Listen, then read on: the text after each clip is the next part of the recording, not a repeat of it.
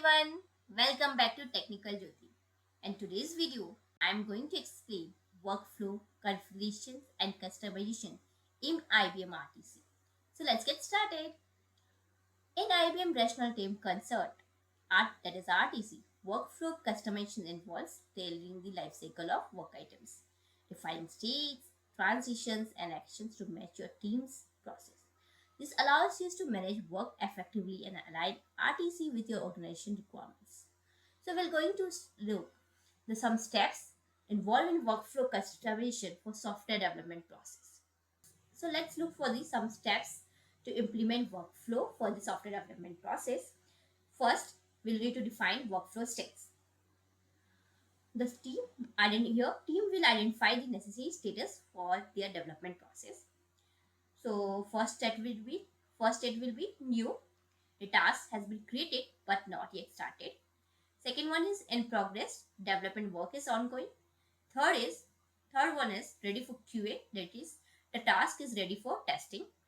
Next, in QA, test is actively verifying the task and the next done. So basically the task has passed all tests and is complete. Now let's next move to transitions. Transitions.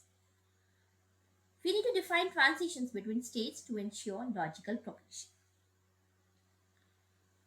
So as you can see here, the transition which we needed for the software development process.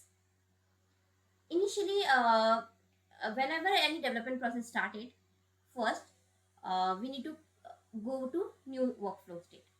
So before that, we need to provide some action. So let's assume the first action is our initialize. From initialize, we're going to move to new. And to move from new, whenever our task has been started, we have started working on it, we need to move to in progress. So we need to provide some action over there, right? So we're going to start working on it. So our action will be start working. Next, from in progress to ready for QA, here code must be reviewed before transition. So from in progress to ready for QA, action will be review.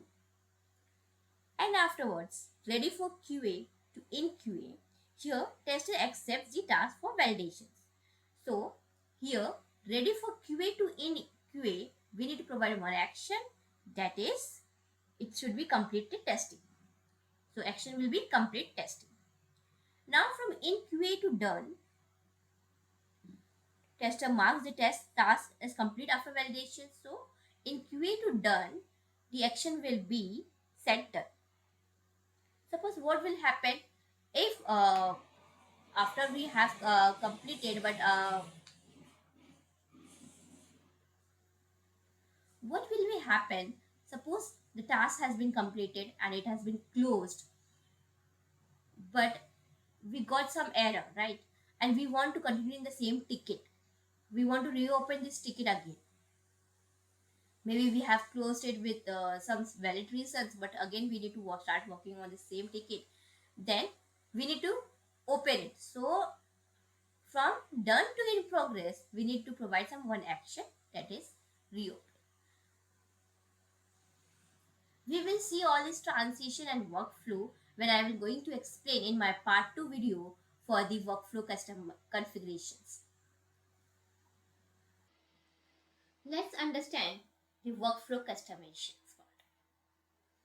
As we have configured the workflow for the software development process, now you might be thinking how it is being used for the software development process, how it will be become easy for our development process. So we need to develop some kind of customization. For example, I will explain some examples. So first of all, you need to add some preconditions and validators for customized transition with preconditions and validators. First of all, you need to provide some preconditions and validators. For example, when you are moving from ready for QA, it is required code reviews to be completed and all link work items, example subtasks, to be resolved.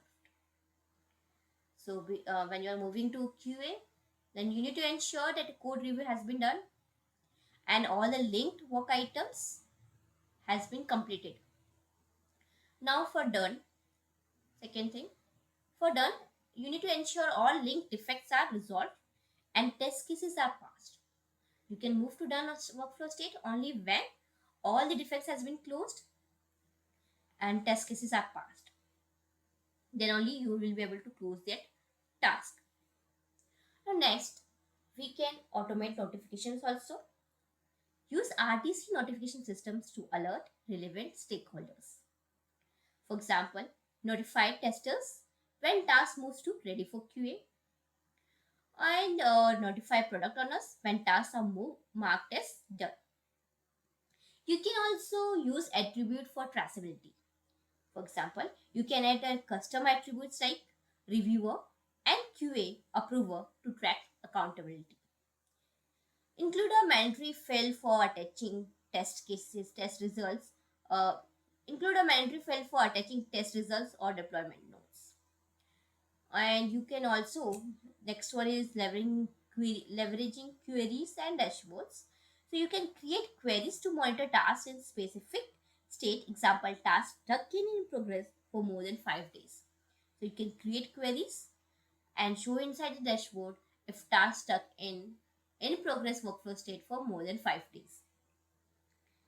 Or you can use dashboards to display workflow macros like life cycle time and defect density. So you can use dashboard to display workflow metrics like cycle time and defect density. Let's now understand benefits of custom workflows. First is improve quality control. QA gets ensured through testing and validations. So testing has been done completed. So you are ensuring that testing and validation is done. So quality here improve quality control. Second one is enhanced transparency. Customized states and transition make it easy to track progress and identify bottlenecks.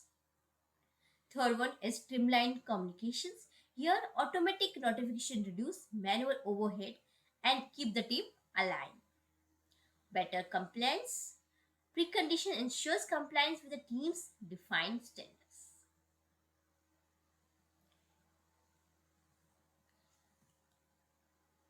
Thank you for watching the video. I hope you like the video.